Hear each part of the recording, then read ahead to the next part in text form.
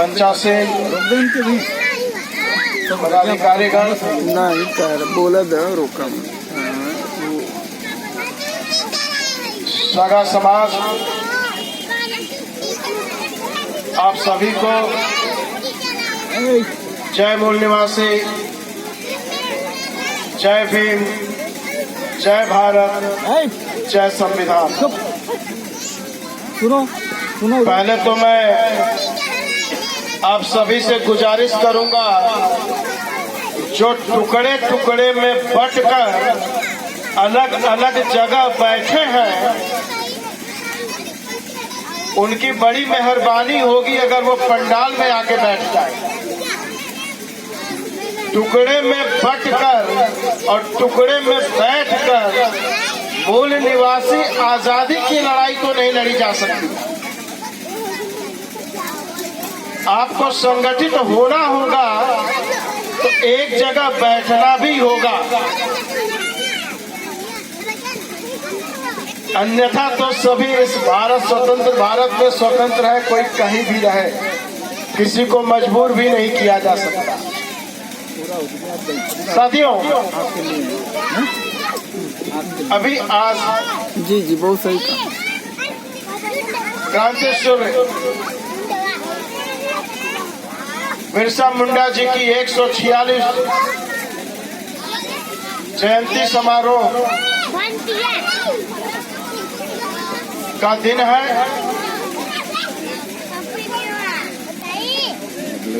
आपका जन्म 15 नवंबर 1875 में हुआ और मात्र 25 साल से भी कुछ कम समय में आप शहादत को प्राप्त हुए। जहां आज 25 साल में तो लड़के पढ़ रहे हैं और आपने आजादी की क्रांति मशाल जला दी। अब हुआ देशम, अब हुआ राज, अब हुआ देशम, अब हुआ राज, मेरी धरती मेरा राज। यह मंत्र आपने दिया और भारत के मूल निवासियों के बीच आजादी के आंदोलन को आगे बढ़ाया। साथियों, बिरसा मुंडा जी का जो आंदोलन था वो एक आंदोलन नहीं था, सामाजिक आंदोलन भी था, राजनीतिक आंदोलन भी था और धार्मिक आंदोलन भी था। यह समझने की बात है।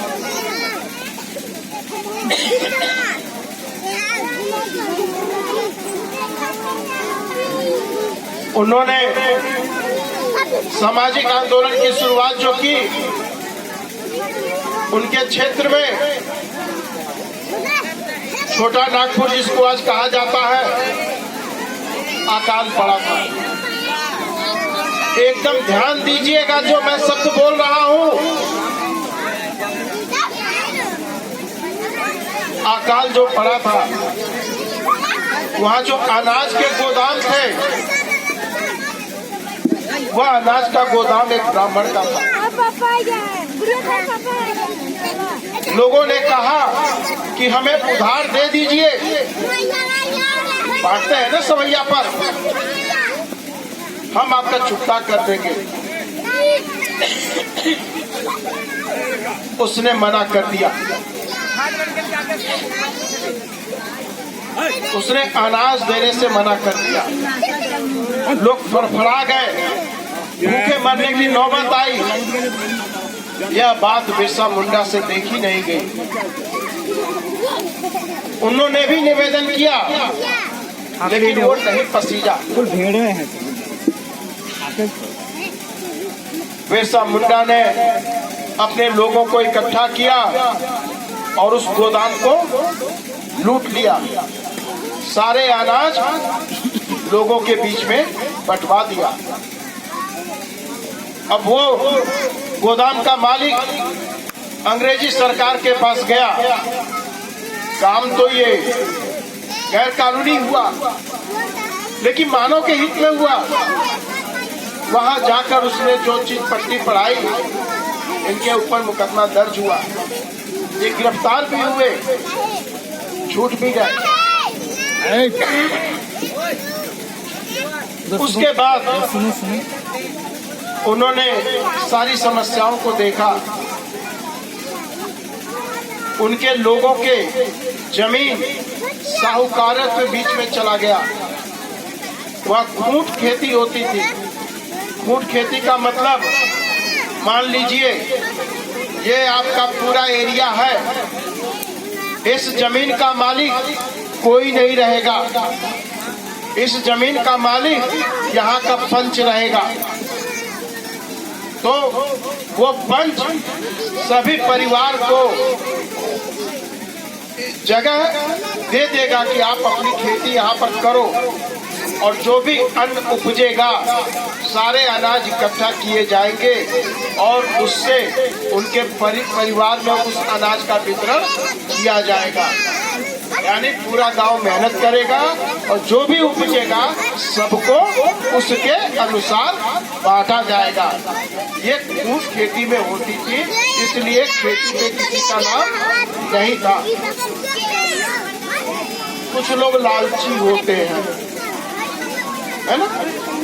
तो ये जो पंच होते थे उनको सरदार कहा जाता था। पैसा किसी को काटता नहीं है।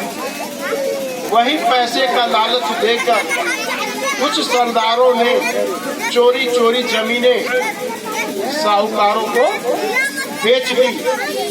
बेच क्या दी? आज भी सोनभद्र में 100 रुपया और मुर्गे के ऊपर जमीन लिखवा ली जाती है।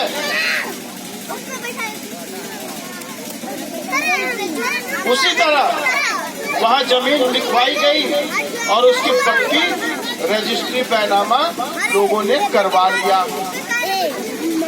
तो उनके पास कागजात आ गए, वो कागज वाले हो गए। और यहाँ हम पंच जमीन खूब खेती कर रहे हैं, किसी का नाम नहीं है। इस तरह से वो जमीन के मालिक कागजों में हो गए। और जब हम खेती करने पहुँचते हैं तो वो हमको भगा देते हैं। जैसे 2 साल पहले आपके उम्भा गांव में यही घटना हुई थी। यही हुई थी ना घटना, 12 लोग मरे। सबसे लास्ट में कैला देवी गई, गुजरी 1.5 महीने बाद। इसी तरह ये जमीनें कानूनी रूप से किसी भी जज के पास जाएगा तो किसका नाम बताएगा? वो जिसका कागज होगा। और ये लोग भूमिहीन होते चले गए। जब यह चाल बिरसा मुंडा की समझ में आया, उन्होंने क्रांति का आगाज किया। वो पूरी लड़ाई लड़े जमीनों को कब्जाने के लिए, अंग्रेजी शासन को भगाने के लिए, क्योंकि उनकी नजर में अंग्रेज दोषी थे। लेकिन दोषी कौन था? गद्दार। और किसने लाभ लिया? दिक्कुओं ने, बाहरी लोगों ने, इन्होंने लाभ लिया। तो आप किससे परेशान हुए? बाहरियों से। अंग्रेजों ने तो कागज देख के जाए। आज भी दिक्कू आप पे शासन कर रहे हैं, कर रहे हैं। हम हर साल 24 जून को महारानी दुर्गावती शहादत दिवस मनाते हैं और क्या प्रण करते हैं? हम तुम्हारे कदमों पर चलेंगे। और करते क्या है? जो हमारा शोषण करने वाला है, जो शासक वर्ग बैठा है, उसके पैर पूजते हैं।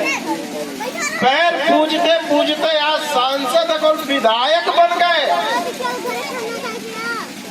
कुल्हाड़ी की औकात नहीं है कि पेड़ काट दे, जब तक किस पेड़ की डंठल उसमें न लगे। ये विभीषण हमारे बीच में बैठे पड़े हैं। ये चांदी के जूते चाटने वाले पड़े हैं और कहते हैं कि हम गोंडवाना की संतान हैं। इनकी औकात है कि ये सरकार बना लेंगे, शासक बन जाएंगे? नहीं, एक जात कभी शासक नहीं बन सकती। विधायक बना लोगे, एमपी बना लोगे, कह तो बनाओगे, 4 5, इससे ज्यादा किसी बिरादरी का है क्या? वो संसद में जाएगा तो सरकार चला लेगा क्या? वो पार्टी के विरुद्ध बोलेगा, विचारधारा के विरुद्ध बोलेगा तो उसको निकालकर बहन जी कई जाने को बाहर की है ना। क्या कहने का मतलब है? जाति नहीं जमात बनो, जाति नहीं जमात बनो। तो इतनी जातियों को 6000 से ज्यादा जातियां, उनको बाबा साहब अंबेडकर ने और किसी ने नहीं, ये ध्यान रखिएगा, बाबा साहब अंबेडकर ने 3 वर्ग में इकट्ठा किया। कौन कौन सा वर्ग? अनुसूचित जात, अनुसूचित जनजात और अन्य पिछड़ा वर्ग, ये 3 वर्ग में इकट्ठा किया। ये 3 वर्ग में इकट्ठा करके इनकी सामाजिक और शैक्षिक स्थिति को देखते हुए इनका वर्गीकरण किया और संविधान से लाभ सुनिश्चित किया। तब आज हम अनुसूचित जात या जनजात या ओबीसी के अंदर आरक्षण लेकर के कुछ आगे बढ़े हैं। ज्यादा नहीं बढ़े हैं, कुछ बढ़े हैं और आपके आरक्षण पे दाग लग गया। इधर जो ये दिक्कू बैठे हैं, जो बाहरी आके इस देश में शासन कर रहे हैं, उनको मालूम है कि ये गोंडवाना है। और गोंडवाना में किसको टारगेट किया? गोंड बिरादरी को। इनको एकदम जमीन पे घसीट कर मार दो। संविधान में लाभ है लेकिन लाभ मिलने ना पावे और उसी का भुगदंड। कुछ तो हमारे लोग भी विभीषण बने हैं। इशारा काफी है, हर जगह आप देख लो। अरे गोंड एक है तो संगठन एक होता, 17 को संगठन है तो कहां से संगठित है ना समस्या? हम बोल रहे हैं संगठित हो जाओ, आप एगो संगठन बना ले रहे हो, नई बात बना। तो ये दिक्कुओं की चाल है कि आपको अधिकार नहीं मिल रहा। पहले गोंड और चमार के बीच में झगड़ा चलाया, फिर उसके बाद हमारे लोग भी थोड़ा होशियार है। अरे भाई झगड़ा फसाद हो गया तो दम है तो पटक कर मारो ना। नहीं रोवत गावत जइया साहब SC ST वाला मुकदमा लगा दे करे पर तो थानेदार होकर बाटे, SP होकर हो, DM कलेक्टर होकर हो, तो SC ST का मुकदमा लगा दी क्या इतना जल्दी? तू चिचियात रह जा। दम ना हो तो 4 लाख मारा था तो 1 लाख मार के भाग दे। 1 लाख मार दे फिर नजदीक के न आए। अब SC ST का मुकदमा लगा, अब तो आके सिद्ध करी कि भरभुजा हुआ तो हार हुआ तो हाई हुआ तो हाउ हुआ। मेरा करा था तो हमें क्या करे के? हमें संगठित होकर मजबूत बने के हो। अगर वो बंदूक लिया तो तोप करना, वो लाठी लेके चले तो तीर धनुष लेके चला, वो तीर धनुष लेके आओ तू गोली लेके चला। ये काम अमन कैली जा नहीं। पढ़े का अधिकार मिला, हम कह जाने पढ़त ही जा। अब आई खोजल जा तन हमके अर्थशास्त्री मिलिया, न समाजशास्त्री मिलिया, न वैज्ञानिक मिलिया, तो शासन कहाँ से चलत बा? इंजीनियर और डॉक्टर शासन नहीं चलावेला। सही शासन चलाए वाला राजनीतिक शास्त्र होला, समाज शास्त्र होला, ये कुल ना। तो क्या भारत में पढ़ते ना हुआ या तुम्हें 5 गो प्रश्न हल करके डिग्री लेके चल दिया ना, तो पता क्या चली? शिक्षा का महत्व है, उस शिक्षा के महत्व पे हमको ध्यान देना। और बताया हमारे वक्ता ने कि शिक्षा ही वह शेरनी का दूध है जो पिएगा वो गुर्राएगा। अशिक्षित आदमी गुर्राने की कोशिश करेगा तो उसको नाप दिया जाएगा। तो ये हमारे समाज के साथ हो रहा है, क्योंकि समाज हमारा पढ़ नहीं रहा है। संत गाडगे बाबा ने कहा, आधा पेट खाओ, बच्चों को पढ़ाओ। घर में थाली है, स्कूल में फीस देने को नहीं है, थाली बेच दो, पत्तल पर रख कर खाओ, लेकिन बच्चे को। तो हमारे लोग बच्चे को पढ़ाने की बजाय बाबू साहब के पोल्ट्री फार्म में भेज दे रहे हैं अंडा बिनने के लिए। अरे आंखों देखी बात है, आंखों देखी बात है। लोग भट्ठा पे बेच दे रहे कमा के आओ, सब्जी मंडी बेच दे रहे कमा के आओ। तो वो पीढ़ी आगे बढ़ेगी क्या? वो पीढ़ी गुलाम बनेगी, वो पीढ़ी गुलाम बनेगी। तो हमें शिक्षा पे विशेष ध्यान देना है। अब हम अपनी बात पर आते हैं, जिसके लिए हम आपके बीच में भी आए। जैसा परिचय दिया गया, मूल निवासी संघ के राष्ट्रीय अध्यक्ष। तो ये मूल निवासी संघ क्या है, थोड़ा सा परिचय हमारे साथियों ने दिया। कैसे निर्माण हुआ तो उस बात को नहीं दोहराया जाएगा, लेकिन आप ये जानिए, संवैधानिक रूप से जिनको पहचान schedule caste, schedule tribe, OBC और इनसे जो धर्म परिवर्तित अल्पसंख्यक है, ये सारे यहाँ के मूल निवासी हैं। जैसा कि हमारे भूमक साहब ने भी बताया, दुर्वे साहब ने भी बताया। तो जहाँ हम अलग अलग बैठे हुए हैं, उनको एक जगह लाने के लिए एक पहचान की जरूरत है ना। अब बाबा साहब ने तो 6000 से ज्यादा जातियों को 3 वर्ग में खड़ा कर लिया। अब 3 को अगर एक नहीं करोगे तो भी शासन उसी का रहेगा, वही शासन करेगा। तो इन तीनों को एक करके पहचान दी गई मूल निवासी। भारत का क्या नाम है? इंडिया, है ना।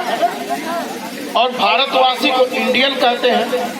इंडियन की आप डिक्शनरी के अंदर माने देख लीजिए, वहां लिखा है एबोरिजिनल पीपुल। एबोरिजिनल पीपुल मतलब यहाँ के मूल निवासी। तो इंडियन का मतलब ही होता है मूल निवासी। तो बाबा साहब ने जो संविधान के प्रेम्बल बताई ना, वो बहुत मार्केदार है। हम भारत के लोग भारत को संपूर्ण प्रभुत्व संपन्न लोकतंत्रात्मक गणराज्य बनाने एवं इसके समस्त नागरिकों को सामाजिक, आर्थिक और राजनैतिक न्याय, विचार, अभिव्यक्ति, विश्वास, धर्म और उपासना की स्वतंत्रता, प्रतिष्ठा और अवसर में समता, इन सब में व्यक्ति की गरिमा प्राप्त कराने एवं राष्ट्र की एकता को सुनिश्चित कराने वाली बंधुता को बढ़ाने के लिए आज दिनांक 26 नवंबर 1949 को इस संविधान को अधिनियमित, अंगीकृत और आत्मार्पित करते हैं। तो हमने संविधान क्यों लिया? कि हमको बंधुता बढ़ानी है। अभी संगठन की बात हो रही थी ना, तो वो संगठन की बात जो है बिना बंधुता बढ़ाए नहीं होगा। तो बंधुता बढ़ाने का कड़ा क्या है? कहने से बंधुता बढ़ेगी? अगर आप रोज बैठे आपस में मिले जुले बातचीत करें, रोज रोज मिलने से आत्मीयता बनती है। 15 दिन पे मिलेंगे तो 15 दिन वाली आत्मीयता बनेगी, 3 साल पे मिलेंगे तो भूल जाएंगे, है ना?